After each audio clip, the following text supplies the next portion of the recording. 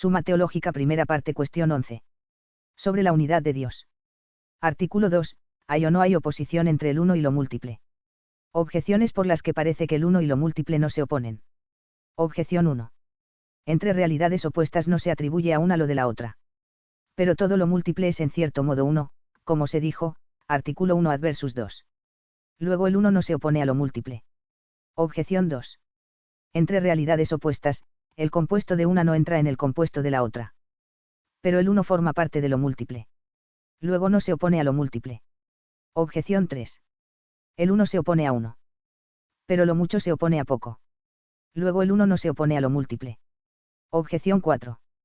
Si el uno se opone a lo múltiple, se le opondrá como lo indiviso a lo dividido, y así se le opone como la privación al haber. Esto, no obstante, parece incongruente, pues se seguiría que el uno sería posterior a lo múltiple y se definiría por él, cuando en realidad lo múltiple se define por el uno. De este modo se entraría en un proceso indefinido, lo cual es incongruente. Luego no hay oposición entre el uno y lo múltiple. Contra esto, se afirma, son opuestas aquellas realidades que tienen conceptos opuestos. Pero la razón del uno está en su indivisibilidad, y la razón de lo múltiple, en su división. Luego hay oposición entre el uno y lo múltiple. Respondo, el uno se opone a lo múltiple, pero de diversas maneras. Pues el uno, como principio del número, se opone a lo múltiple, que es número, como la medida a lo medido, pues el uno tiene razón de primera medida, y el número es lo múltiple medido por el uno, como consta en el 10º metafis. En cambio, el uno idéntico al ser se opone a lo múltiple por razón de privación, como lo indiviso a lo dividido. A las objeciones. A la objeción 1. Ninguna privación anula totalmente al ser, porque la privación es negación en el sujeto, según el filósofo. Sin embargo, toda privación quita algo al ser. Así, en el ser, por razón de su universalidad, sucede que toda privación está fundamentada en el mismo, cosa que no sucede con las privaciones de las formas especiales, como la vista, la blancura y similares. Y lo que se dice del ser se dice también del uno y del bueno, que son idénticos al ser, pues la privación de lo bueno se fundamenta en algún bien, de la misma forma que la pérdida de unidad se fundamenta en algún uno. De ahí que lo múltiple sea un cierto uno, lo malo un cierto bien y el no ser un cierto ser. Sin embargo, como realidades opuestas no se atribuye a una lo de la otra, porque lo que en una se da absolutamente, en la otra se da en cierto modo.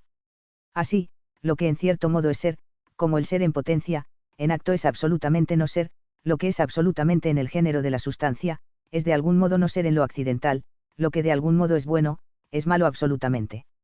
Asimismo, lo que es uno absolutamente, es múltiple en cierto modo, y viceversa. A la objeción 2. Hay dos tipos de totalidad. La totalidad homogénea, compuesta de partes semejantes, y la totalidad heterogénea, compuesta de partes distintas. La primera totalidad está compuesta de partes que tienen la naturaleza de la totalidad. Ejemplo, cada parte del agua es agua. Así lo continuo está constituido por sus partes. En la segunda totalidad, la heterogénea, cualquier parte carece de la forma de la totalidad. Ejemplo, ninguna parte de una casa es casa, ninguna parte del hombre es hombre. Esta totalidad es lo múltiple.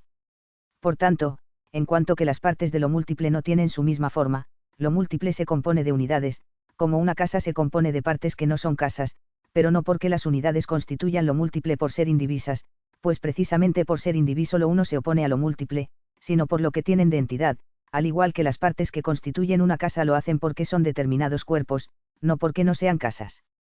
A la objeción 3. Lo múltiple puede ser entendido de dos maneras. Una, absolutamente, y en este sentido se opone al uno. Otra, en cuanto contiene un exceso, y en este sentido se opone a poco. En el primer sentido, dos ya son muchos, pero no en el segundo sentido. A la objeción 4. El uno se opone a lo múltiple por privación en cuanto que el concepto de muchos implica división. De ahí que sea necesario que la división esté antes en la unidad, no absolutamente, sino en nuestra aprehensión. Pues captamos lo simple por lo compuesto. Así, definimos el punto como lo que no tiene partes, o como principio de la línea. Pero lo múltiple, también conceptualmente, se capta a partir del uno, pues no captamos las cosas indivisas como algo múltiple, sino que a cada una le atribuimos unidad. Así, el uno entra en la definición de lo múltiple, pero lo múltiple no entra en la definición del uno. La división la entendemos primariamente como negación del ser, pues lo primero que concebimos es el ser. Después distinguimos un ser de otro ser y, así, en un segundo momento, conceptualizamos la división, luego, la unidad, por último, lo múltiple. Fin del artículo 2.